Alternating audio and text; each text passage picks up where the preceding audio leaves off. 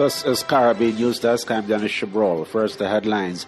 Grenadian police probing alleged kidnap of several persons to Venezuela. The United States rules in favor of Caribbean Queen Conch. Bahamas and crackdown on illegal migrants. And Ebola can help thaw U.S.-Cuba relations. Details coming up. We are one Caribbean, one people, one nation. It's in the same destiny. So separated we are as one. Let's come together. One market economy. Caribbean is how it should be. Let's support. Carry on for Caribbean unity. It takes you. It takes me for Caribbean unity.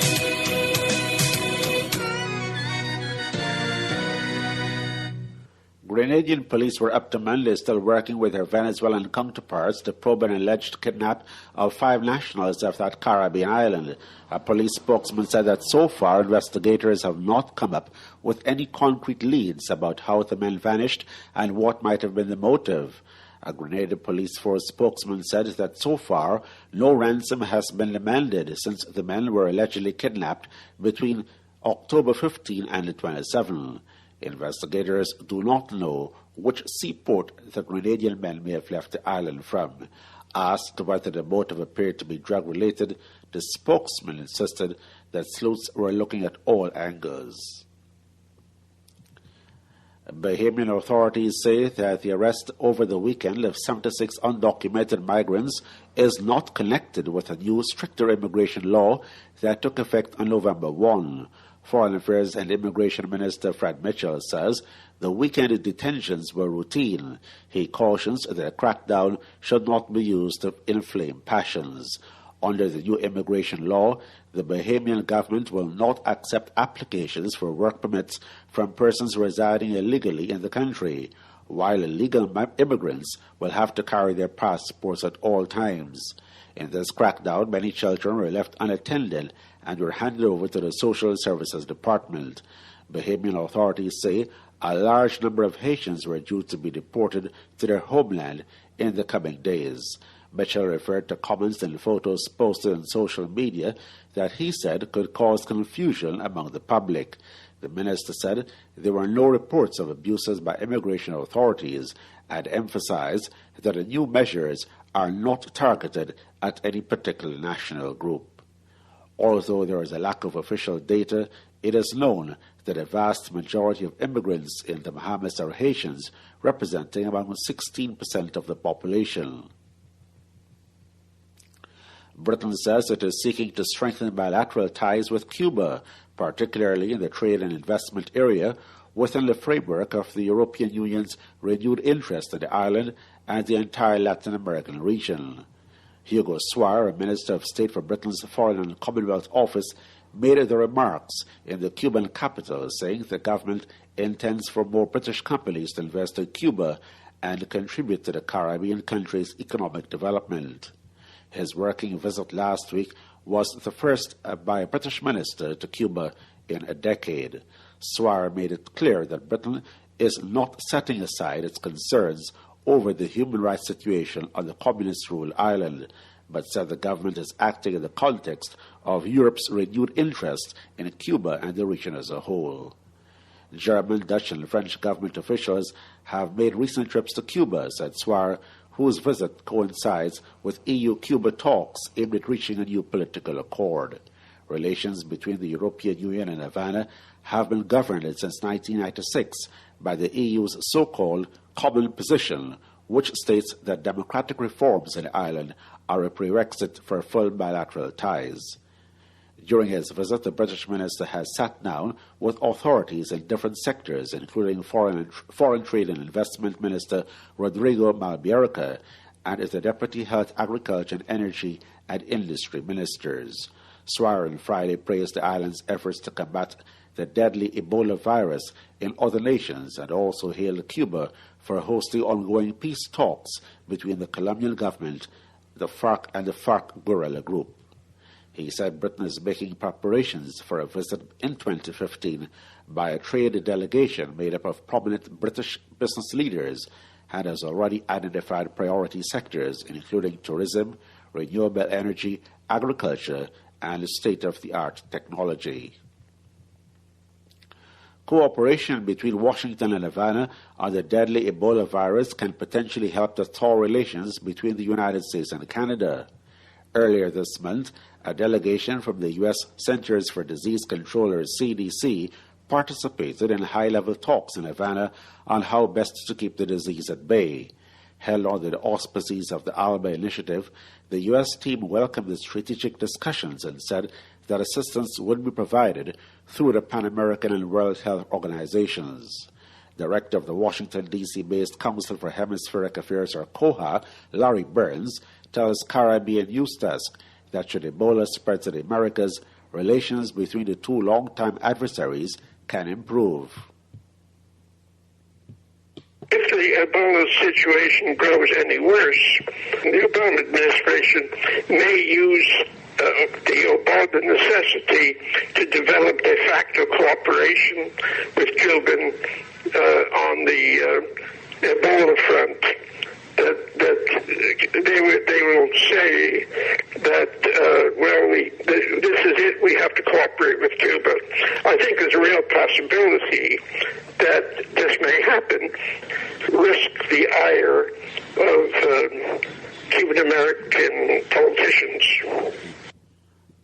Director of the U.S.-based Council for Hemispheric Affairs, or COHA, Larry Burns. Queen Conch fishers and exporting countries across the Caribbean can now breathe a sigh of relief because there is now no chance of the United States banning Queen Conch from the region. That U.S. National Marine Fisheries Service, which is an arm of the U.S.'s National Marine Fisheries Service, which is an arm of the National Oceanographic and Atmospheric Administration, or NOAA, on Monday informed the Caribbean Regional Fisheries Mechanism that they have thrown out a petition by a non-governmental organization that a Queen Conch should be declared an endangered species. CRFM Executive Director Milton Haughton tells Caribbean News Desk that a petition by the Denver, Colorado-based Wild Earth Guardians was thrown out by a 12-member panel. After extensive study, spanning a period of nearly 2 years, a very comprehensive review, they have concluded that the Queen Conch is not currently in danger of extinction throughout all or a significant part of its range, nor is it likely to become so within the foreseeable future. So it is neither threatened nor endangered, which is extremely good news for us. Our countries have worked very, very hard over the past 2 years to oppose this petition. He says if the non-governmental organization had won, that would have spelled a doom for thousands of people across the Caribbean. If it was declared as an endangered species, there would be automatic closure of all exports from the Caribbean countries into the U.S. market. And this would have resulted in significant dislocation, loss of income, and economic hardship for thousands of persons across the Caribbean region that depend upon the Queen Conch for their livelihood as well as their food. So we're very, very pleased by this decision because the initial finding of the U.S. authorities based on the petition that was submitted, they felt that there may be some merit to the petition based on the information that was submitted by the NGO. The CRFM boss says that Wild Earth Guardians used outdated and wrong information to make its case to the U.S. National Marine Fisheries Service. You're listening to Caribbean News Desk.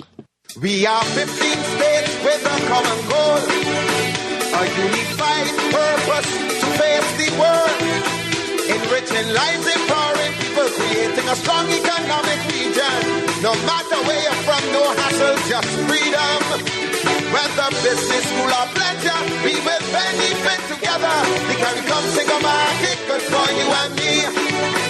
The CARICOM single market, good for you and me.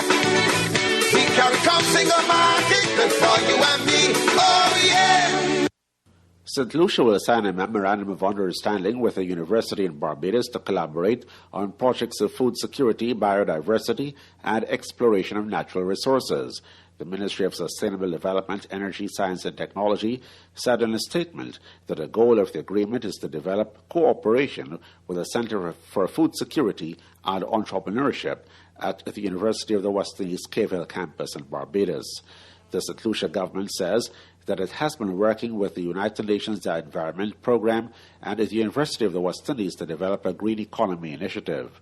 St. Lucia has worked on systems for biosafety management to protect human and animal health and the environment from any possible negative impacts of genetically modified organisms.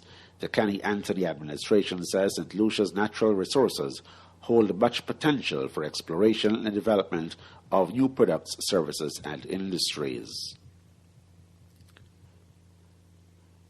One person was killed and 13 others wounded in a shootout early Monday inside a nightclub in Porto Alegre, the capital of Brazil's Rio Grande do Sul state. Police say the shootout started when members of rival gangs encountered each other during a funk event at the popular Stuttgart Danceteria club in Porto Alegre. 10 people sustained gunshot wounds, and the others suffered injuries when they fell or were hit while trying to get out of the nightclub. One person hurt in the shootout refused to be transported to the hospital by paramedics. A 19-year-old man taken to Pronto Socorro Hospital died around noon Monday from gunshot wounds, according to a hospital spokesman. 3 men entered the club around 3:30 a.m. and opened fire on the people inside. The gunmen fled the area before police arrived, but officers arrested 2 other suspects who fired shots at them outside the club.